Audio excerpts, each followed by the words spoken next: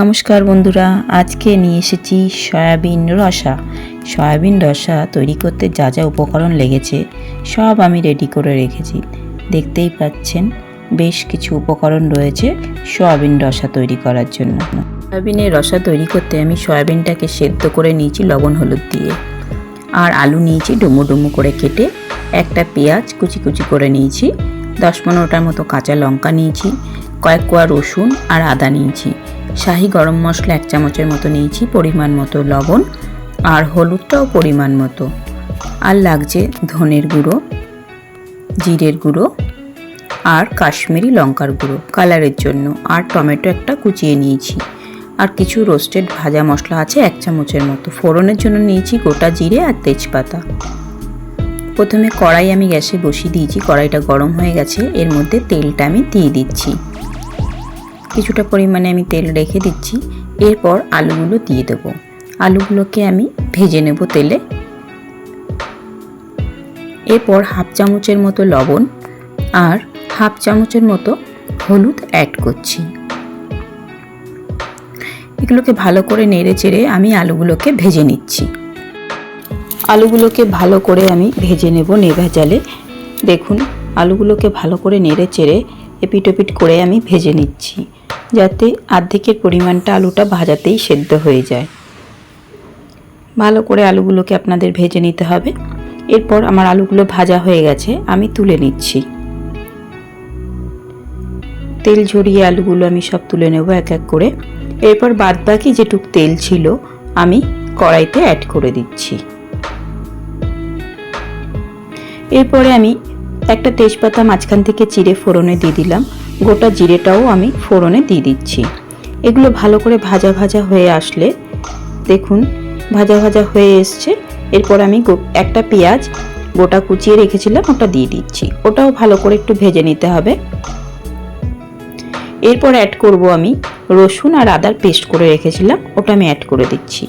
এটাকেও পেঁয়াজের সাথে ভালো করে ভেজে নিতে হবে, না হলে কাঁচা আদা আর রসুনের গন্ধ বেরোবে। এরপরে আমি কাঁচা লঙ্কা আর টমেটোর পেস্ট করে রেখেছি, ওটাও আমি দিয়ে দিচ্ছি। এতে কালারটাও খুব সুন্দর আসবে। দেখুন এর মধ্যে আমি 1 চামচ হলুদ গুঁড়ো অ্যাড করছি, লবণ দিচ্ছি 1.5 চামচের মতো, আর কাশ্মীরি লঙ্কার গুঁড়ো দেবো 1 চামচ। এটা ঝাল হবে না বেশি, কালারটা খুব সুন্দর আসবে। জিরের গুঁড়ো 1 চামচ অ্যাড করছি, ধনের গুঁড়ো 1 চামচ। এরপর ভালো করে মশলাটাকে আমি নেভা জালে কষিয়ে নেব। মিনিট 5 মতো নেভা জালে আমি মশলাটাকে কষিয়ে নিচ্ছি। অন্য একটা ফ্রাই প্যানে আমি কিছুটা তেল দিয়ে দিয়েছি। এরপর সয়াবিনগুলোকে আমি হালকা ফ্রাই করে নেব। সয়াবিনগুলোকে এপিট ওপিট করে ভালো করে নেড়ে চেড়ে আমি ফ্রাই করে নিচ্ছি।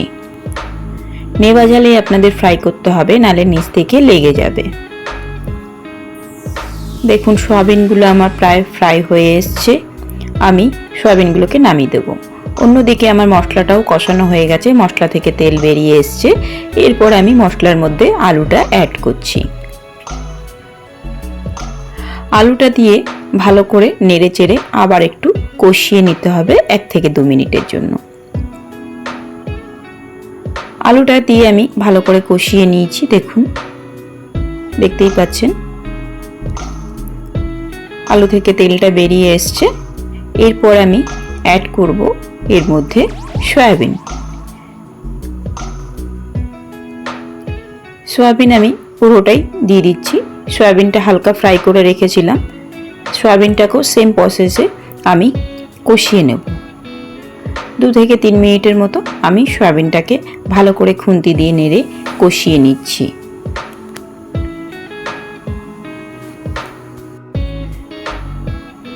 দেখুন সয়াবিনের গায়ে সব মশলাটা লেগে গেছে। সয়াবিনটাকে ভালো করে আমি কষাচ্ছি, কারণ কষালেই রান্নাটা খুব স্বাদ আসবে। এরপরে আমি কষানো হয়ে গেছে, দেখতেই পাচ্ছেন। এরপরে আমি অ্যাড করছি উষ্ণ 1 বাটি গরম জল। গরম জলটা আমি পুরোটাই অ্যাড করে দিয়েছি। এরপর খুন্তি দিয়ে ভালো করে নেড়ে চেড়ে নিচ্ছি।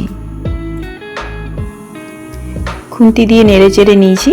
দেখুন, এরপর একটা লিড দিয়ে মিনিট 15-এর জন্য আমি নেভা জালে রেখে দিচ্ছি। দেখুন, মিনিট 15 পরে আমি লিডটা তুলে নিয়েছি। এরপর রোস্টেড ভাজা মশলাটা আমি অ্যাড করছি। এরপর শাহি গরম মশলা 1 চামচ অ্যাড করে দিলাম। স্বাদ অনুযায়ী আপনারা একটু মিষ্টি দেবেন। আমি 1 চামচের মতো চিনি দিয়েছি। ভালো করে নেড়ে চেড়ে আমার রেডি হয়ে গেছে সয়াবিনের রসা। দেখতেই পাচ্ছেন একদমই রেডি। গরম গরম ভাতের সাথে আপনারা পরিবেশন করুন সয়াবিনের রসা। সয়াবিনের রসা কেমন লাগলো? ভালো লাগলে অবশ্যই লাইক, শেয়ার, কমেন্ট করতে একদম ভুলবেন না বন্ধুরা। সয়াবিনের রসা আপনারা ভাত, রুটি, পরোটা সব কিছুর সাথেই পরিবেশন করতে পারবেন।